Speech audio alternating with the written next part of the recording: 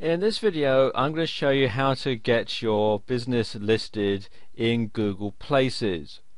Google Places, they used to call it Google Local, but they call it Google Places now, enables you to get your business listed as a map listing in Google. And so when somebody searches for your particular business in your particular area, it's going to show a map with the location of your business on it. Just to give you an example here, I'm searching here for restaurants in Glasgow Merchant City, and if I scroll over a bit you can see that there is a restaurant listed.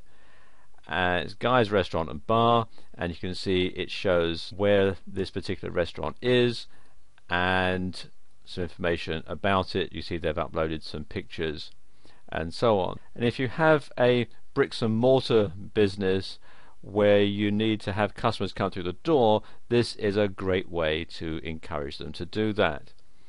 Also, when you have your business listed in Google Places, it has a listing on Google Maps. Now here's the Google map of the same part of Glasgow, and you can see we've got Guy's Restaurant and Bar listed here. So whenever anybody looks on this particular part of Google Maps, it will see the advertisement for Guy's Restaurant and Bar. And it's a completely free service that Google offer.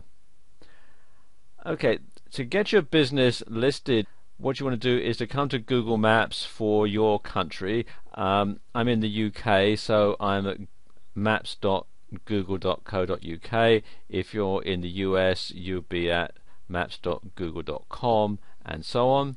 And then click here on this link where it says put your business on Google Maps. So click here, and then you need to sign in with your Google account. So I'm just going to sign in now.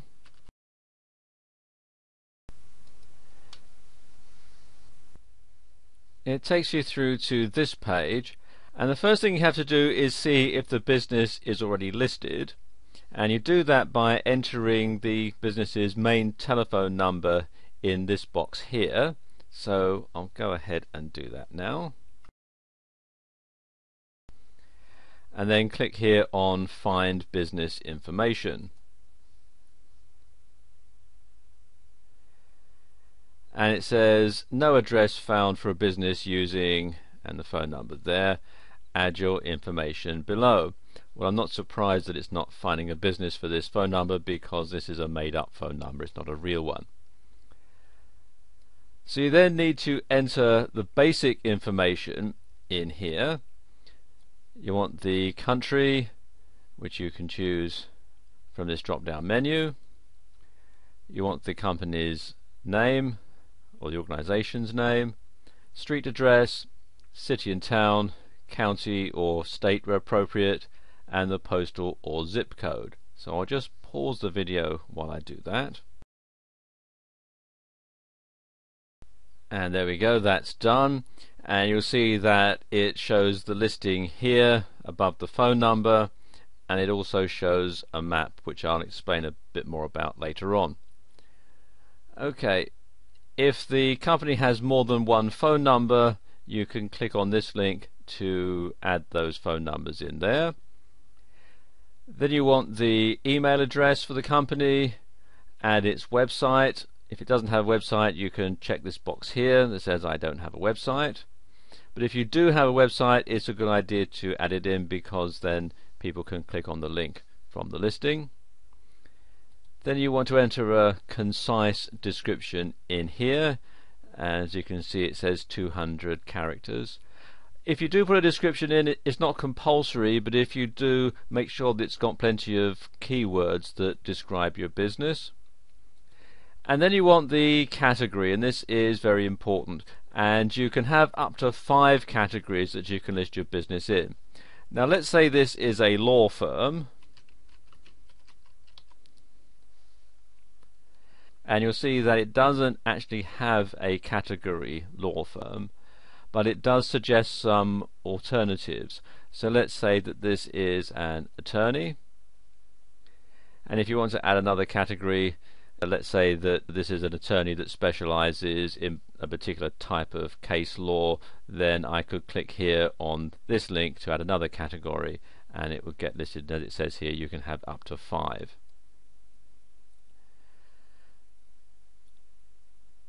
Then we have the service areas and location settings,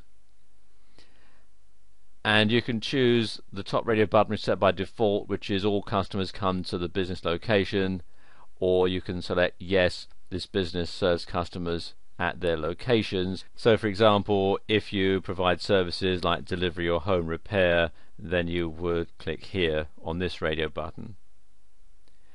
Then you have the hours of operation, and you can select them here, or you can not specify.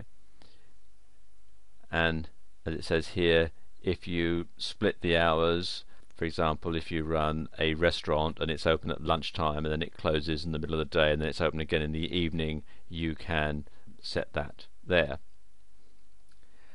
Then we've got the payment options, and again, if you have a restaurant or a retail store, you'd want to check as many of these as apply, as many of these tick boxes, so that your customers know how they can pay you.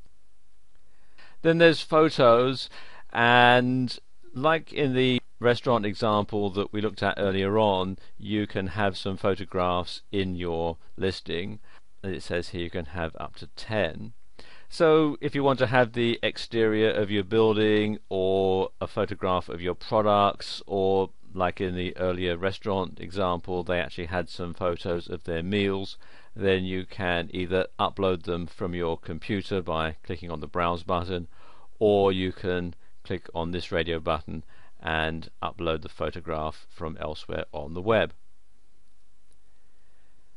Then there's videos. If you have a YouTube video, you can add a listing to it here. Simply paste the URL in this box here and click add video. And then there's any additional details that you might want to add. You would put the category in this box here on the left, and the details here on the right. So you can customize it so that you can give as much information as possible to potential customers. And you can see the examples they give here, like parking available and yes. So if you were going to do that, you'd put parking available in this box here on the left and yes here in this box on the right. I'll just scroll over a bit here and show you. You've got the map, and this particular map is spot on. The address that I've given is a real address for a building in London. The company is actually fictitious, but the building is real, and this marker is spot on. If it was not correct, I could click here on this link and then use the mouse to move the marker around till I found the right location for it. Okay, and when that's done, if you're happy with the information, you can click here on submit.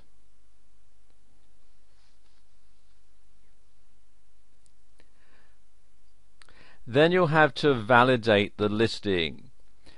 Now in the UK this can only be done by postcard.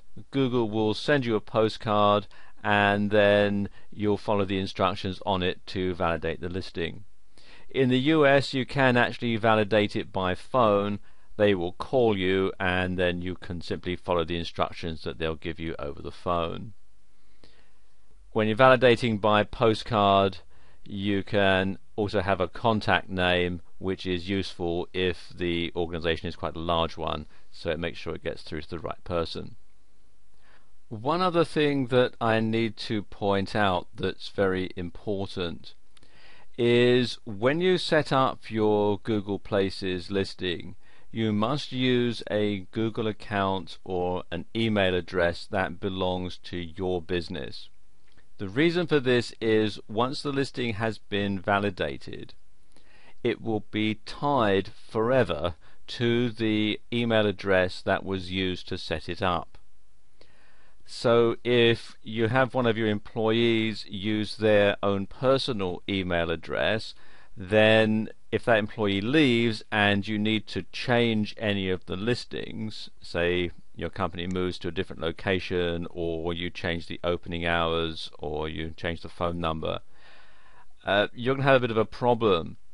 So you want to make sure that this is your own company email address and your own company Google account, so that if you ever need to log back in and change this listing, you can easily do so. I've used my own Gmail account to set this particular demonstration up, but because this is all fictitious, that doesn't really matter. But if you were doing this for real, and certainly if I was doing this for real, I would want to make sure that this was an email address that was linked to my business. And then to complete your listing, all you do is come down to the bottom and click here on Finish, and then that will set the wheels in motion to get your account set up. And if you follow the instructions that I've given you in this video, you'll find it very easy to set up an account on Google Places and Google Maps.